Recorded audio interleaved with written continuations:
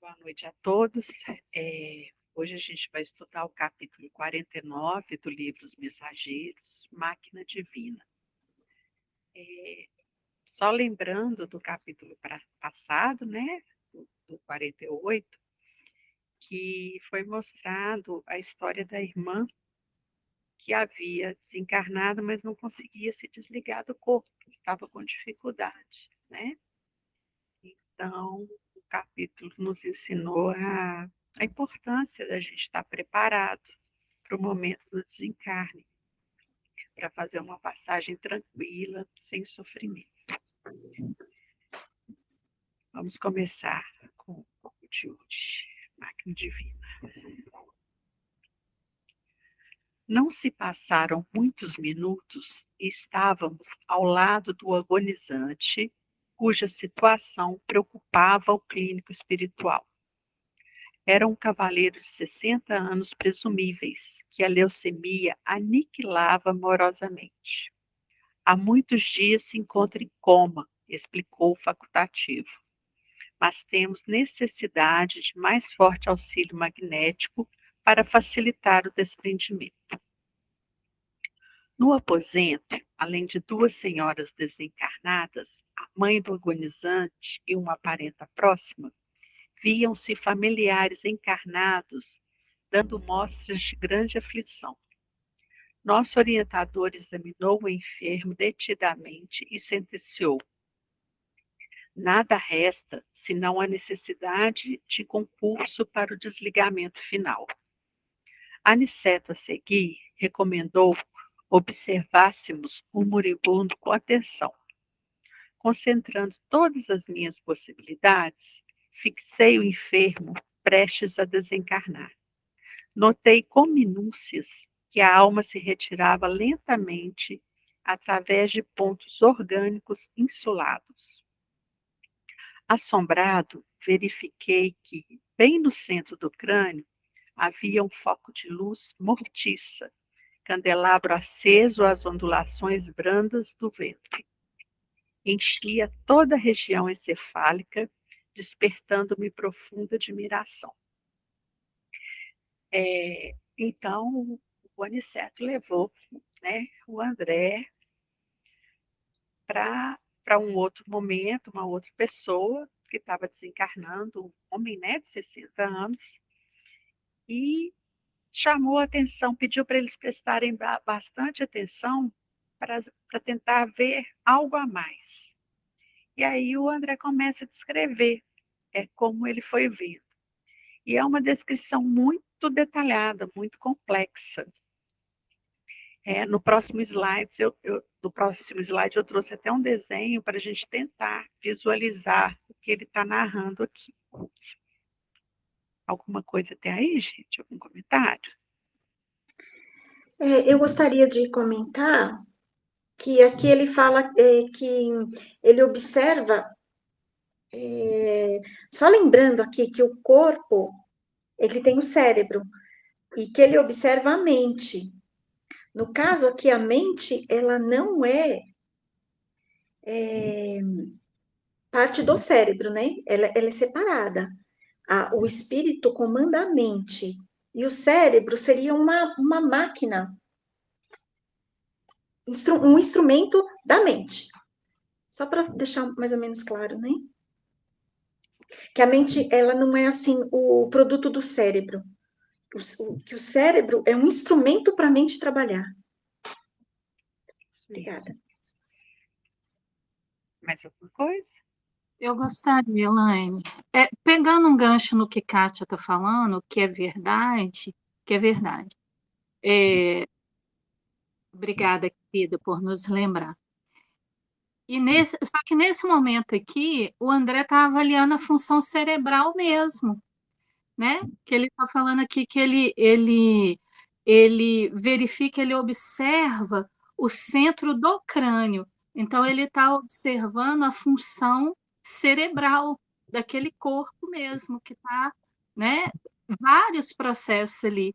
E quando ele observa esse foco de luz mortiça, né? Assim, meio o Chuliante, ele até dá um exemplozinho aqui, que ele fala assim, um candelabro aceso, a gente imagina o candelabro, né?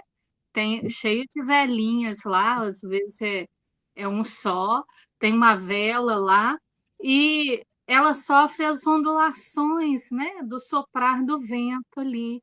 Então ela fica meio lá, meio cá, assim, né? Ele está falando da máquina cerebral mesmo. E esse foco de luz mortiça, quer dizer, essa região dele craniana, né, do cérebro, que né, a gente sabe que tem todas essas funções quando a gente vai fazer determinados exames, né, que faz mapeamento do cérebro, é, né, tem uns estudos muito bacanas sobre isso, alguns até falando sobre o efeito da oração no cérebro, e o cérebro vai sendo mapeado. Aí vai mostrando, né, aqueles pontos assim cerebrais que vão recebendo maior incidência de sangue, eles vão ficando mais ativos, né, em determinados momentos de oração ou com determinados estímulos de pensamento. E aqui uma coisa que é interessante, né, é um foco de luz mortiça, porque um cérebro, uma região cerebral de um espírito que não é muito elevado, né? É um espírito assim mais mediano, né?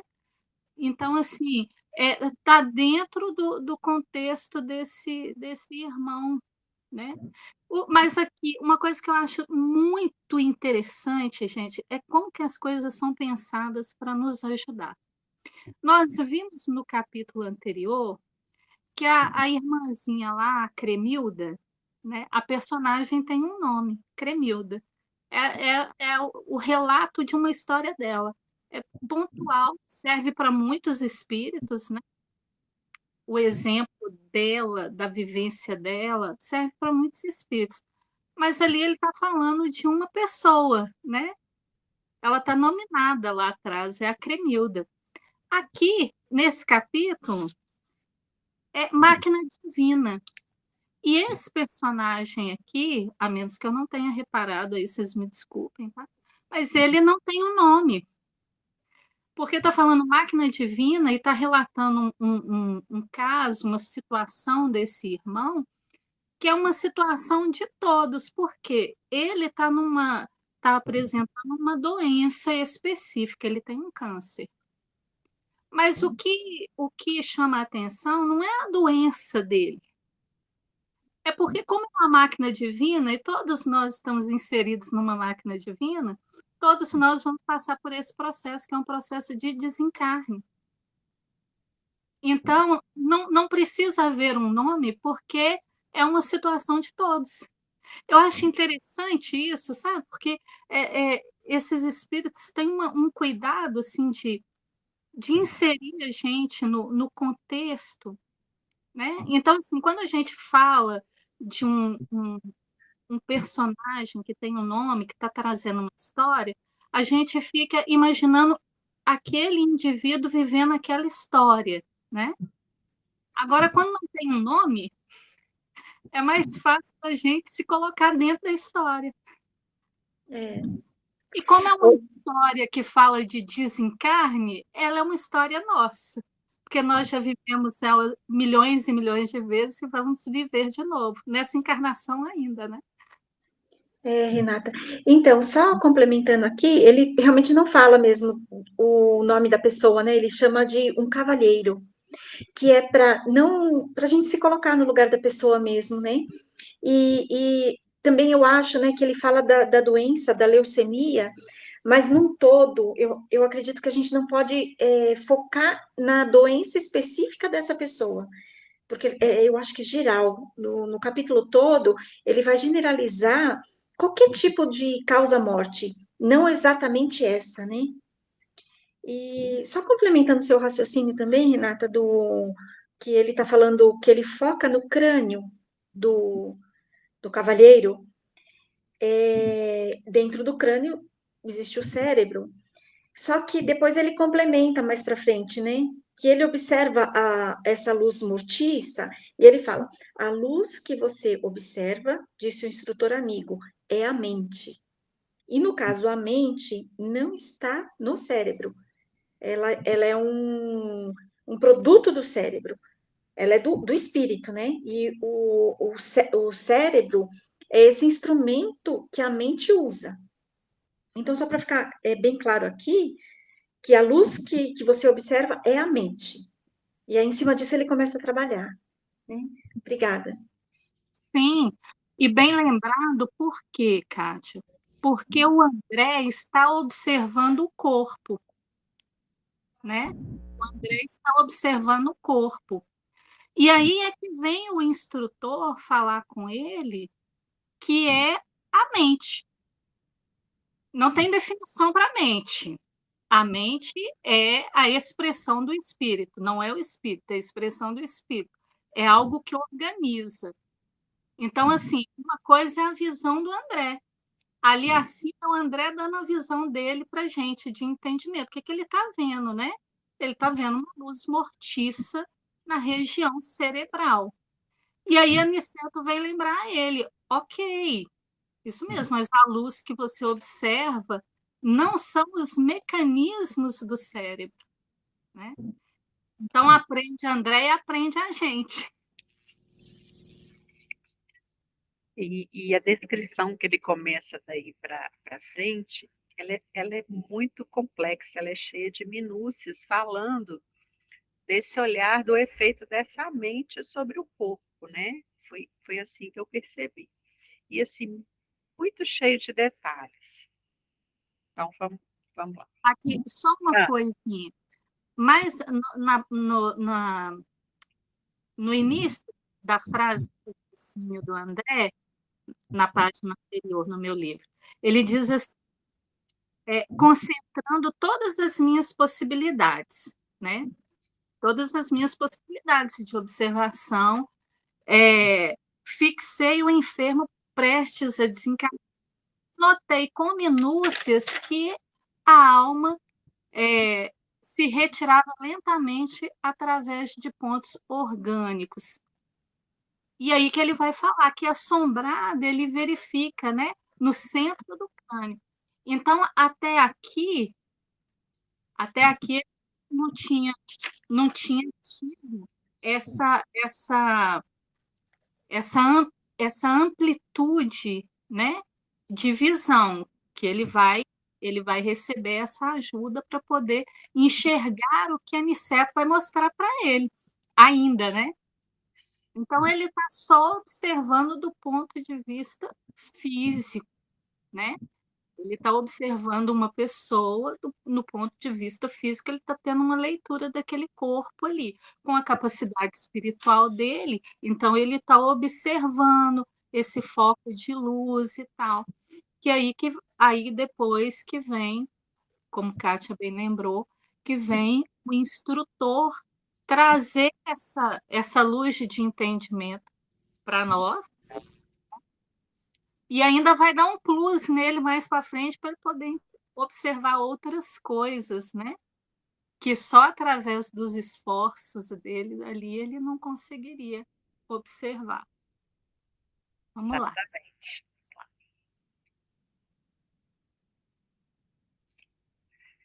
Aí eu tentei trazer a imagem para ver se a gente consegue visualizar melhor o que vai ser falado aqui. A luz que você observa, disse o instrutor amigo, é a mente, para cuja definição essencial não temos por agora conceituação humana. Notando minha estranheza, Aniceto colocou-me a destra na fronte, transmitindo-me vigoroso influxo magnético e acentuou. Repare que a máquina divina do homem, o tabernáculo sagrado que o Senhor permitiu se formasse na terra para a sublime habitação temporária do Espírito. Agora, André, não está você diante de uma demonstração anatômica da ciência terrestre, examinando carne morta e músculos enrijecidos. Observe agora O olho mortal não poderá contemplar o que se encontra à sua vista. Nesse instante, o microscópio é ainda pobre, não obstante representar uma nobre conquista para a limitada visão humana. Então, aqui ele fala, ele coloca, né, a mão na testa do André, e para que o André amplie o olhar, né? Tem o olhar da máquina divina, e não só do corpo, dos músculos e dos órgãos. E fala que a visão que ele vai ter a partir daquele momento, os encarnados jamais vão conseguir ter, né? Então, eu achei fantástica essa colocação. Uma coisa até aí, gente?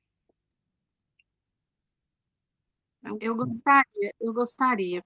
Ah, Eu achei muito bonito, eu gosto muito das referências, né, do Antigo Testamento.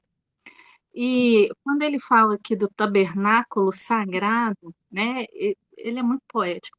Ele fala o tabernáculo sagrado que o Senhor permitiu que fosse na terra para a sublime habitação temporária do Espírito. E é muito interessante porque no Antigo Testamento, o tabernáculo não é o templo de Deus, né? O templo de Israel, ele foi construído muito tempo depois, muito tempo depois.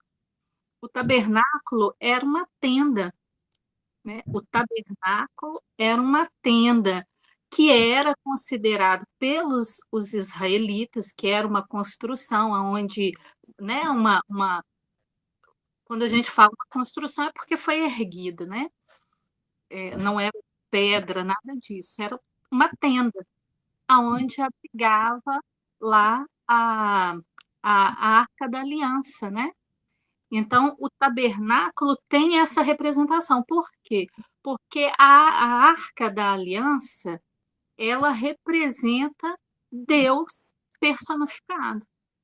Para o povo israelita era aquilo, né?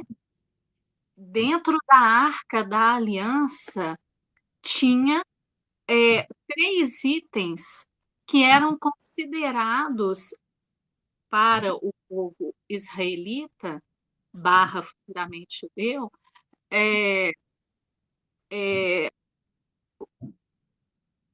a materialização de Deus, que constituía ali, dentro da arca, né? Dentro da arca. A arca era o que protegia essas três relíquias, que eram as tábuas dos 10 mandamentos, um pote com o maná, que foi o alimento que foi enviado para o povo enquanto eles estavam em peregrinação pelo deserto, ainda, né, passando toda necessidade, passando fome. Então, dentro da Arca da Aliança, tinha a tábua dos 10 mandamentos, um pote com o maná e a vara de Arão. Arão era irmão de Moisés, né? É aquele que bate na pedra. Deus manda ele bater uma vez para a água verter, ele desobediente bate 2. A gente não vai falar de Arão, não. Então, a vara é aqui. Dentro da Arca da Aliança tem essas 3 manifestações de Deus. Então, a arca, para o povo israelita, representava ele, né? Representava ele. E aí a tenda lá, o tabernáculo, era para proteger a divindade, né? Ou a expressão da divindade ali. Que ele traz aqui para o livro, falando, né, que é a habitação temporária do espírito, fazendo esse paralelo da tenda, que não é morada eterna, né? A tenda era ponto alto. O que é uma tenda? Você monta ela em um determinado lugar e desmonta ela quando precisa partir, né? Então, quando precisa partir, o que acontece? A tenda desarma, né? Ele está fazendo uma relação com o corpo físico. Por isso que ele está falando templo sagrado. É tabernáculo sagrado, não é templo. Tabernáculo não é templo. tabernáculo, né, sagrado. A estrutura que permite que o espírito esteja temporariamente, porque sem essa estrutura ele não pode se manifestar, não é mesmo? Então eu achei isso aqui lindo demais, porque ele vai muito longe para buscar uma coincidência que faz a gente pensar e reconhecer que as coisas não são colocadas para a gente de forma aleatória e sem sentido, né. Sim. Obrigada. E ele complementa, né, o tabernáculo sagrado que o Senhor permitiu se formasse na terra para a sublime habitação temporária do Espírito, né? Ótima observação. Pode prosseguir? A cooperação magnética do querido mentor modificara a cena e fui compelido a concentrar as minhas energias a fim de não inutilizar. Peraí, tá cortando um pedacinho aqui.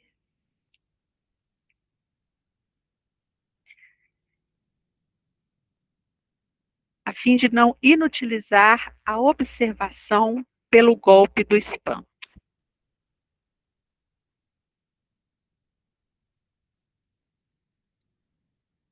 Peraí, gente. A luz mental, embora fosca, tornara-se mais nítida e o corpo do moribundo agigantou-se, oferecendo-me espetáculo surpreendente aos olhos ansiosos. Parecia-me o corpo agora maravilhosa usina nos mais íntimos detalhes. O quadro científico era simplesmente estupefativo. Identificava grandes proporções, os 9 sistemas de órgãos da máquina humana, o arcabouço ósseo, a musculatura, a circulação sanguínea, o aparelho de purificação do sangue consubstanciado nos pulmões e nos rins, o sistema linfático, o maquinismo digestivo, o sistema nervoso, as glândulas hormonais e os órgãos dos sentidos. Tal revelação histológica era diferente de tudo que eu poderia sonhar nos meus trabalhos de medicina.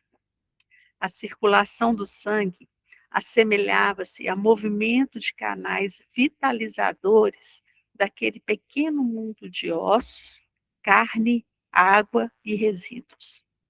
Milhões de organismos microscópicos iam e vinham na corrente empobrecida de glóbulos vermelhos. Presenciava a passagem de formas esquisitas, à maneira de minúsculas embarcações carregadas de bactérias mortíferas. Elementos maiores da flora microbiana transformavam-se em pequeninos barcos, hospedando feras minúsculas, a centenas. Invadiam todos os núcleos organizados. Os órgãos, como os pulmões, o fígado e os rins, estavam sendo assaltados irremediavelmente por incalculável quantidade de sabotadores infinitesimais. Então, a complexidade com que ele conseguiu ver o corpo humano, depois que o André, né, deu a ajuda energética para ele. E aí ele vai descrevendo tudo que ele foi vendo com minúcias, né? Os órgãos, os ossos, o que estava acontecendo, o que a leucemia estava provocando naquele corpo, e vai descrevendo aí passo a passo. Alguma coisa, gente? Nós temos coisa pra caramba aí. É. Nós temos coisa pra caramba. Quando a gente volta lá no início desse parágrafo, né, ele fala assim que a luz mental, embora fosca, tornara-se mais nítida, e o corpo do moribundo agigantou-se. Então, quer dizer, ali, primeiro, essa luz mental, embora fosca, não tem a ver com a condição física do irmão, né?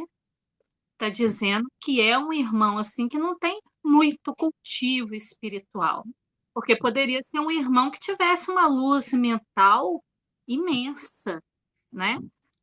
Aí aqui ele já fala assim, esse irmãozinho aqui é um irmão que não cultiva muito, né, a espiritualidade. Então, existe um embotamento aí dessa força mental dele, que a doença não pararia, tá, gente? A doença não para. Essa iluminação, essa potência da mente não para, a doença não faz isso, não. E por que agigantou-se, né? Ele, além do André estar com essa facilidade lá, graças ao Aniceto, de poder observar as coisas com mais minúcia, né? Com mais detalhe, então, diante dos olhos dele, esse corpo perispiritual, ele se agiganta, né? Como se tivesse ficado em 3D. Hoje em dia dá para a gente usar essa analogia. O corpo ficou em 3D, né? Dá para ele ver com mais clareza esses detalhes. É, é, e aí ele começa a perceber a maravilhosa usina que é o corpo físico, com as suas minúcias, com seus detalhes, né? E aí ele fala aqui que o quadro científico era simplesmente estupefativo. Ele estava bobo, por quê? Porque André Luiz não formou usando essa novidade de inteligência artificial, que na verdade ele nem está usando inteligência artificial, né? É uma capacidade do espírito, né? De observação que é dele mesmo. Aí ele coloca aqui para a gente as funções orgânicas, ele separa para a gente, ele faz uma classificação em 9, né? Ele separa em 9. Então, assim, a classificação que ele faz fica mais funcional, né? Porque ele pega exatamente as coisas que ele precisa observar ali. Ele está observando ali. Ele fala aqui, né? Tal revelação histológica, que histologia é o estudo dos tecidos, né? Ele está falando de estudo dos tecidos, então ele pegou uma parte assim mais fácil, mais palatável para a gente para poder falar. E aí ele vai falando, porque eu estudo a histologia, começa a contar, é como se fosse a gênese, né, do corpo humano. Como que o corpo humano começa? Ele começa a partir da união de duas células, que viram uma, que é a célula-mãe, não é verdade? A partir dessa célula-mãe, todas as outras se criarão, todos os órgãos, todos os tecidos. A partir do momento que os tecidos, os ossos, que são os primeiros que vão se criando, né? Vai tomando as suas proporções, é, ele vai construindo, realizando suas funções. Por exemplo, a gente sabe que é na medula óssea que se forma o sangue, não é? As células sanguíneas é formada na medula óssea, então precisa daquela estrutura óssea esquelética. Mas a estrutura óssea esquelética sozinha não resolve nada, precisa da estrutura muscular. Porque a estrutura muscular sem a estrutura óssea também não funciona. Então ele vai pegando, vai montando para a gente esse quadro, né? Esse quadro de engenharia perfeito que é o corpo humano, como se integra, né? Que ele fala aqui, ó, o aparelho de purificação do sangue, que é consubstanciado nos pulmões e nos rins. tudo trabalha, tudo tem uma engenharia, um sistema, e ele vai falar do sistema linfático. Que o sistema linfático é outro, que se ele não existir, a gente não fica encarnado, não tem jeito. Ele é poderoso demais, né? O maquinismo digestivo, porque é na digestão dos alimentos é que a gente vai tendo as vitaminas, as proteínas, o que a gente necessita para equilibrar esse corpo físico, né? Corpo físico, a estrutura, ela tem que funcionar assim, como se fosse melhor do que uma orquestra, né? Melhor do que uma orquestra. Então, é impressionante o que ele faz com a gente aqui dentro desse, dessa avaliação dele, né? Ele fala dos hormônios e também dos órgãos dos sentidos, que a gente geralmente não coloca, né? A gente não pensa sobre os sentidos como sendo algo muito importante para a nossa vida, para a nossa subsistência. Se eu não percebo as coisas, né? Um corpo que não percebe que ele está ferido, que ele não percebe que ele está enfraquecido, ele é um corpo que vai ser, ele vai parar com muita facilidade. Porque se eu tenho um ferimento e eu não estou vendo, né? O que acontece, por exemplo, quando uma pessoa tem um sangramento interno e ela não percebe que ela está tendo um sangramento interno, ela morre em poucas horas, porque ela não se atinou, nada dela conectou, né? Que tem alguma coisa. Às vezes, em reuniões mediúnicas, vêm alguns espíritos e falam assim: eu estou sentindo que tem alguma coisa derramando dentro de mim, mas eu não estou sangrando, mas parece que tem uma torneira aberta dentro de mim, né?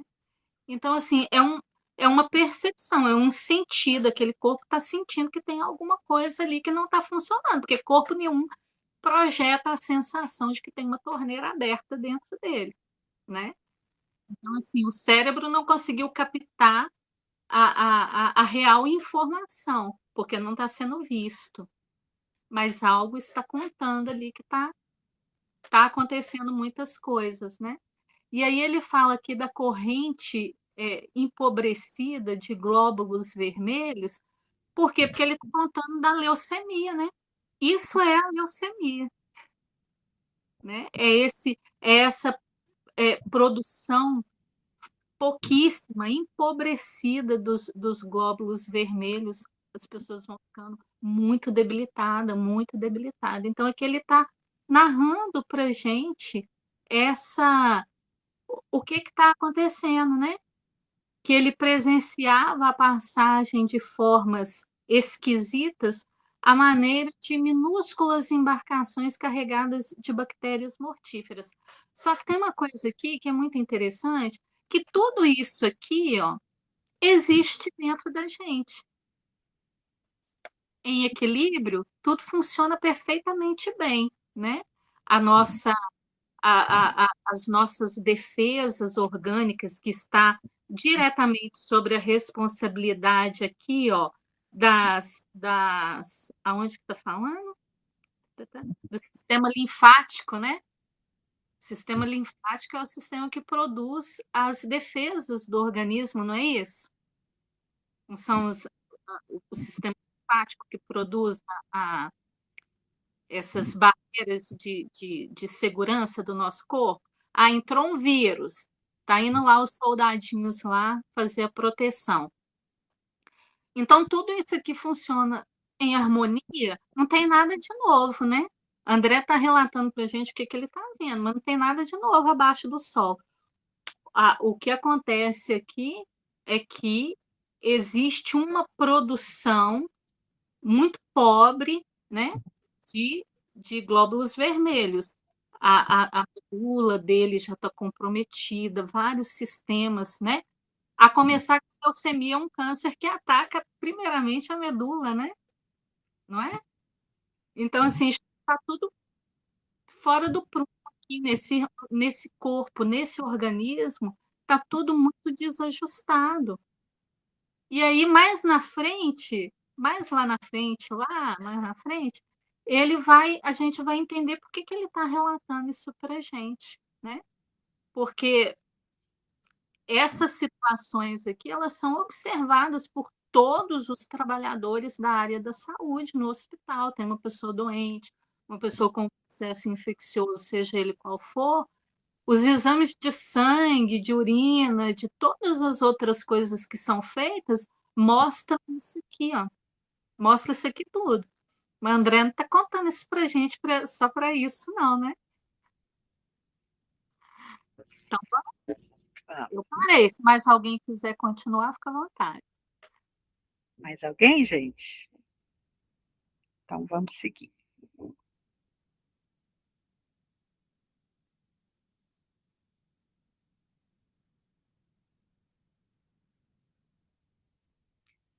E à medida que se consolidavam os micróbios invasores em determinadas regiões celulares, alguma coisa se destacava lentamente da zona atacada, como se um molde sempre novo fosse expulso da forma gasta e envelhecida, reconhecendo eu, desse modo, que a desencarnação se operava através de processo parcial, facultando-me ilações preciosas.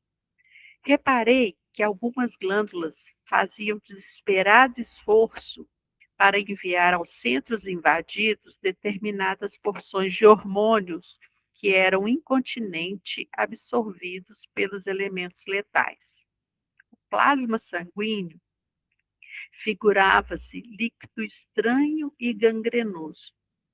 Pela excessiva movimentação da onda mental, observei que o moribundo tentava readquirir a direção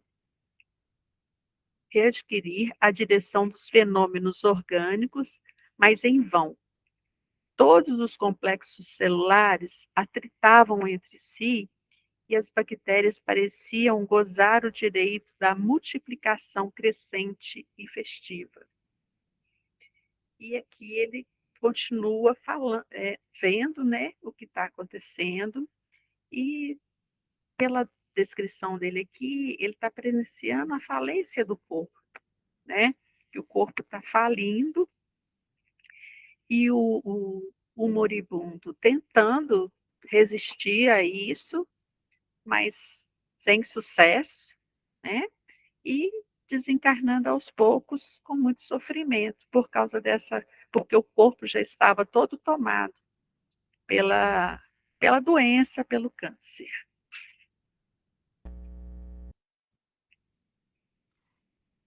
Posso? Claro.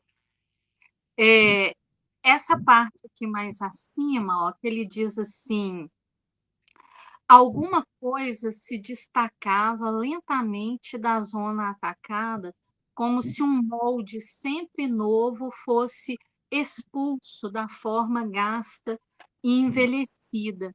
Aqui ele está falando do perispírito, né?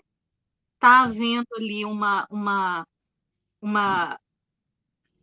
desassociação lenta, gradativa do corpo espiritual em relação ao corpo físico. E é uma coisa importante para a gente lembrar que no desencarne não é o espírito que deixa o corpo, gente. Ai, gente, sei não, vou parar aqui agora, vou fazer uma meditação aqui e vou embora, vou deixar meu corpo. Não é assim que funciona, né? Porque a desencarnação, ela procede justamente ao contrário. Nós somos ligados, gente, por isso, nós somos ligados. Olha só, tudo começa com uma célula, não é verdade? Uma célula mãe. Através dessa célula mãe se constrói o corpo físico e se constrói em sistema de simplicidade o corpo espiritual. O perispírito já existe, ele é moldável, ele é plástico, ele vai ser, né? Vai ser justaposto àquela célula. Então, a necessidade do espírito, por exemplo, fulano vai nascer com uma determinada característica lá, uma dificuldade renal, né? A célula que é escolhida para trazer essa carga, essa informação de uma dificuldade naquele órgão, ela é genética ali, ó. É da associação daquelas duas células, mãe e pai, formando a célula mãe. Então, o que que acontece? Então é na concepção se cria o espírito. Não, o espírito, quem cria espírito é Deus, né? A aproximação do espírito reencarnante, justaposto, aproximando da célula, eles se abraçam, se amoldam. A mente do perispírito vai dar as características do corpo. A célula física vai trazer as necessidades que o corpo, as necessidades, as facilidades que o corpo realizará nessa caminhada reencarnatória. Então, nós somos unidos, nós, espíritos, somos unidos célula a célula ao nosso corpo físico. É célula a célula. A aproximação começa com uma célula, que é a célula mãe, e a partir dali todas as outras vão se criando, se desenvolvendo. Então, se desenvolve a célula do corpo físico e as células do corpo perispiritual. Então, ele está falando aqui que ele observa que o perispírito ia se soltando à medida que o corpo físico ia apresentando as suas paradas, a sua morte, né? O seu enfraquecimento em determinadas áreas.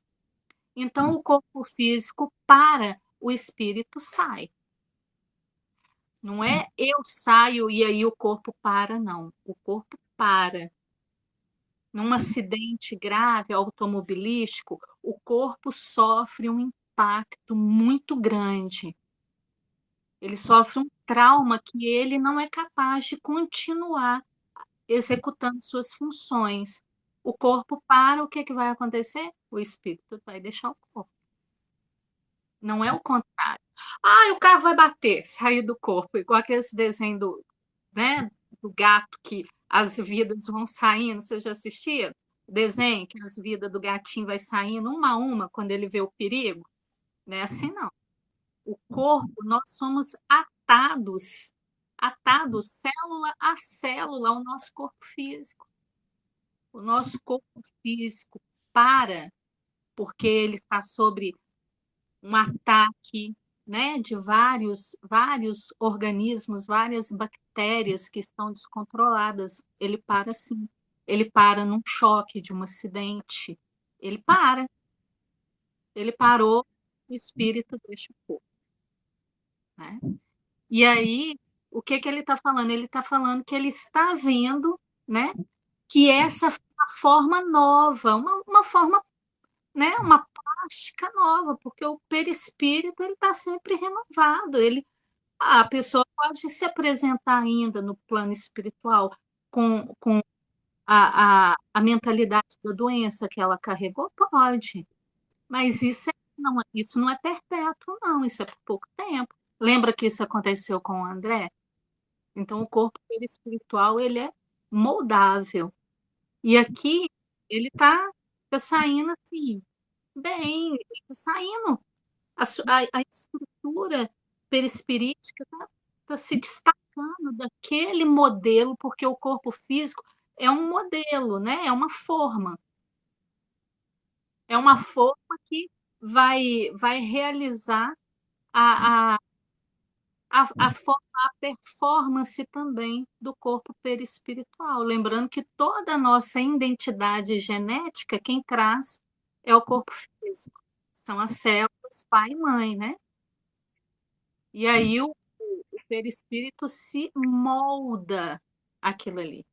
Então, a gente vai ver os relatos dos nossos irmãos que passaram pelo período da escravidão e que foram, né, perseguidores dos nossos irmãos negros, e às vezes vai se ver em outras encarnações na condição de um negro, na condição de um indígena, em condições que ele não queria.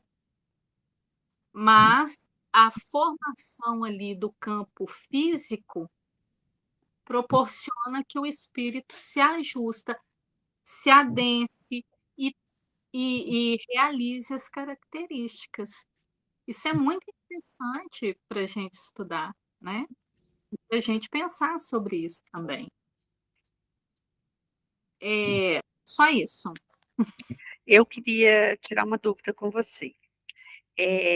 No caso, por exemplo, o Michael Schumacher, que o corpo faliu, ele está mantido vivo através de aparelhos. Como que o espírito fica nesse caso?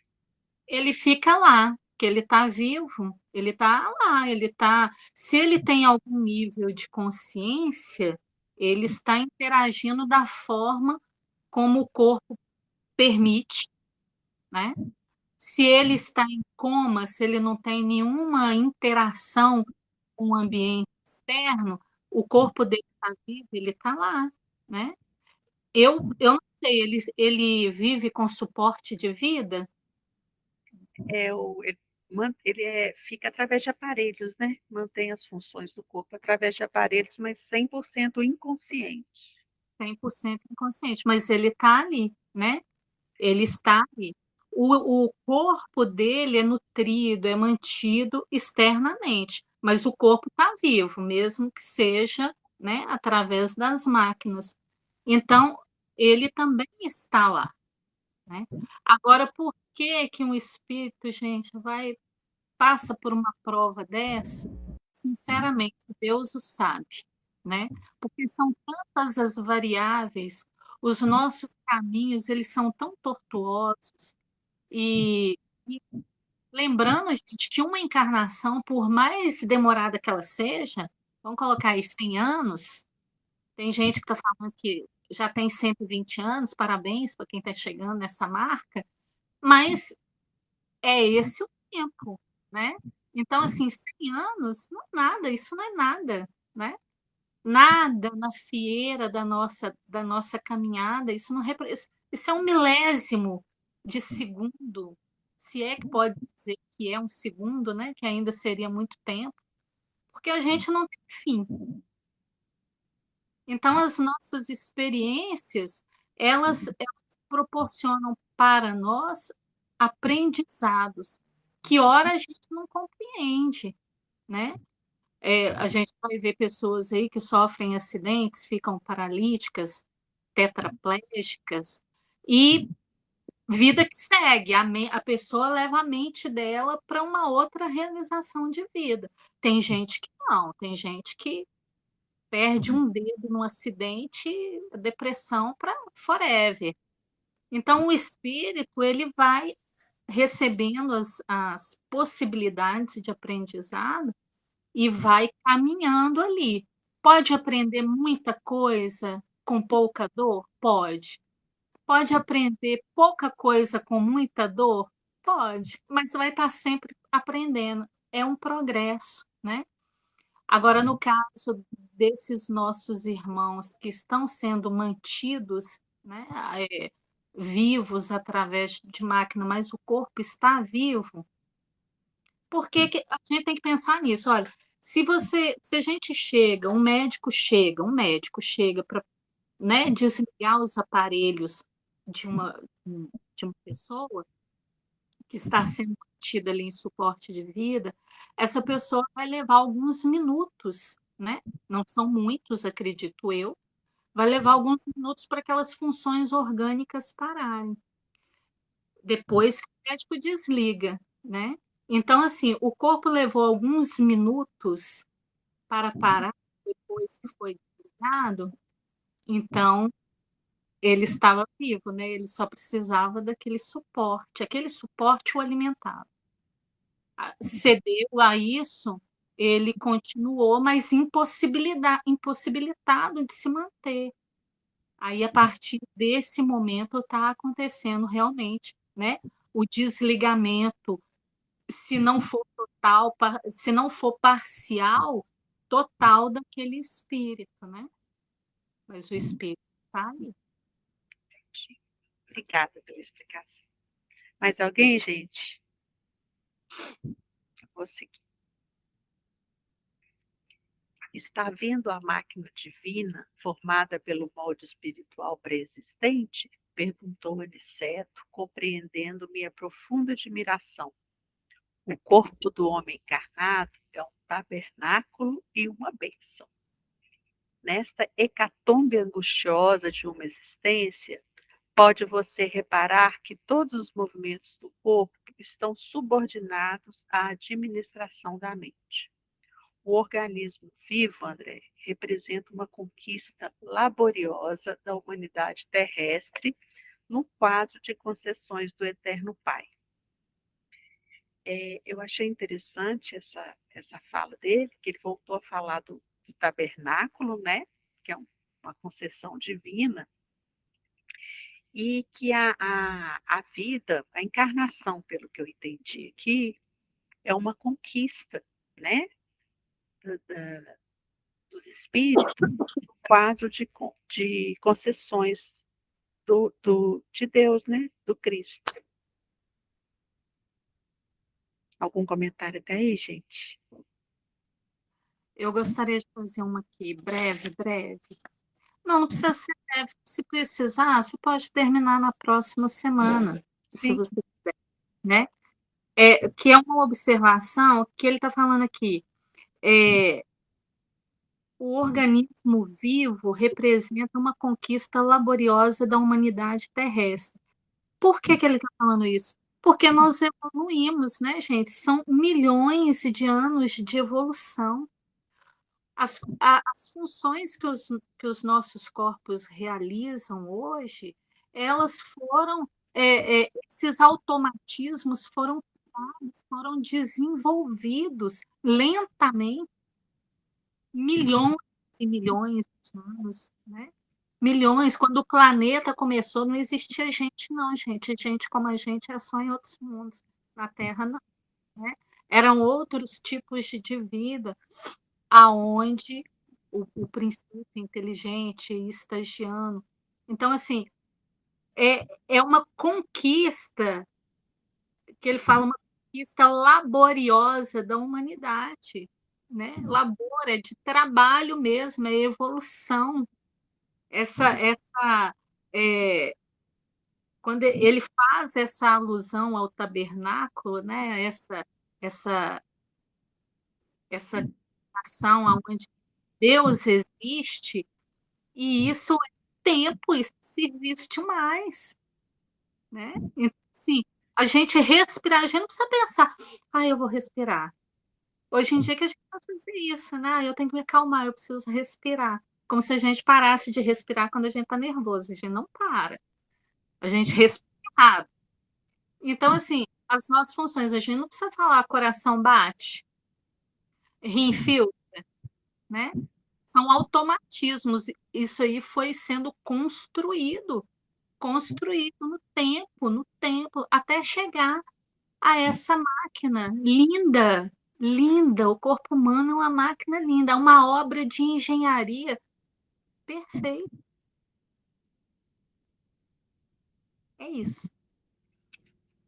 Então, faltam 4 minutos. Ainda tem bastante coisa. Vocês querem deixar para concluir na semana que vem? Eu acho que deve.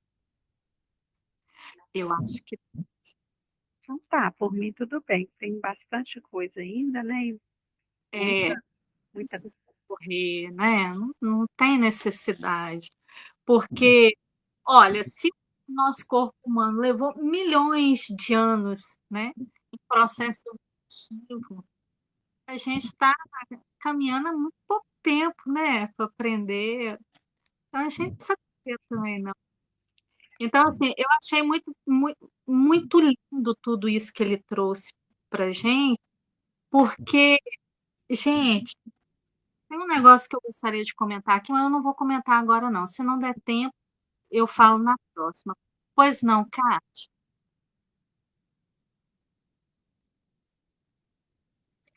Ô, Renata, não levantei a mão, não, mas é só complementar aqui que tudo isso que a gente está estudando é a parte espiritual, né? Não se trata de um tratado de microbiologia. A gente está estudando na parte espiritualizada do corpo humano. Só lembrar isso.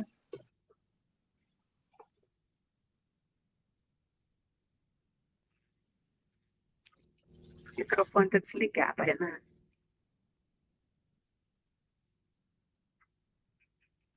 É exatamente isso, Kátia. Ele não está falando isso para a gente, não é para dar aula de biologia, né?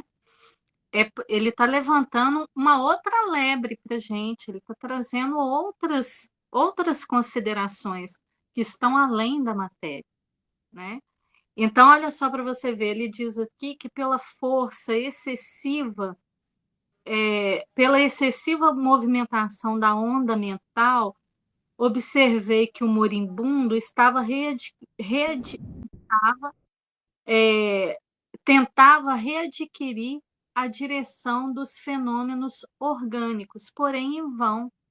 É uma coisa muito interessante, porque é, em determinados momentos da nossa encarnação, a gente vai se ver uma hora ou outra com uma situação de saúde um pouco mais grave, né?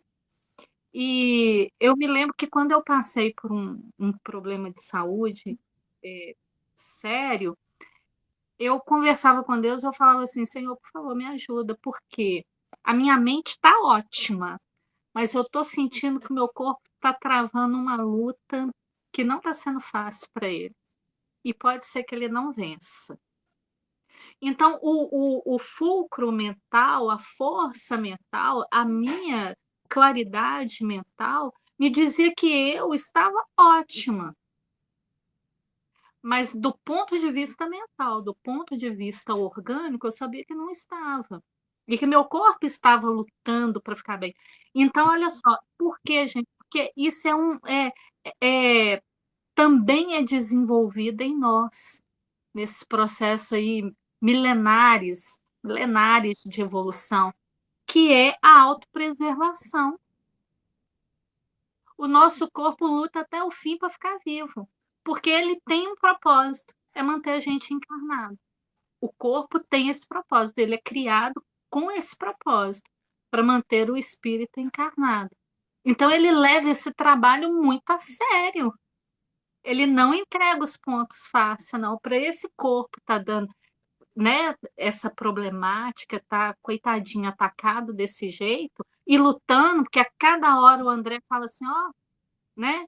Um fulcro de uma onda de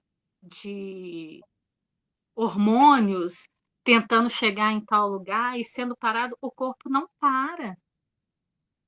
Então, ele está sempre, e o espírito que está agregadinho ao corpo e que sabe que se manter encarnado, estar encarnado, também é uma bênção, né?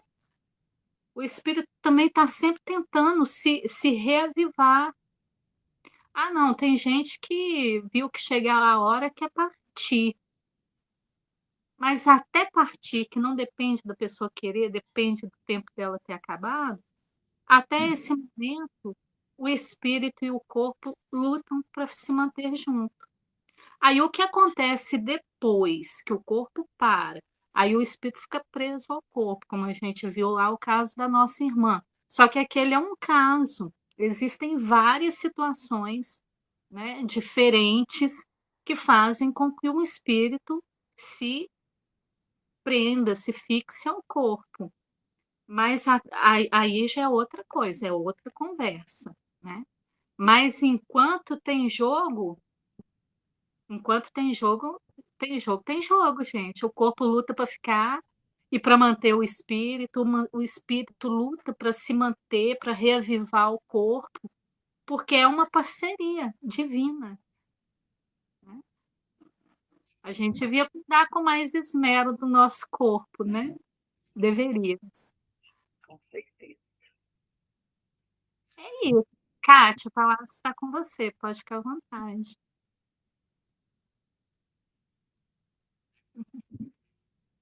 Ó, então, minha querida, muito obrigada, semana que vem você continua com a gente, né, se Deus quiser, se Deus quiser, você continua com a gente semana que vem. Muito obrigada, tá.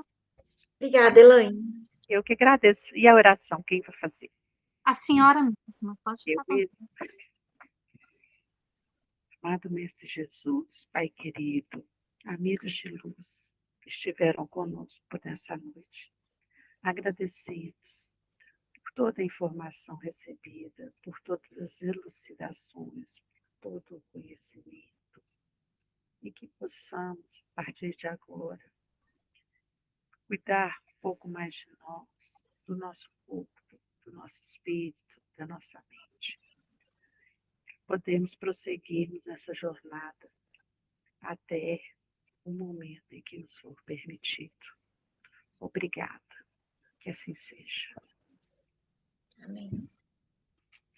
Boa noite, gente. Boa noite, muito obrigada. Obrigada. Por nada.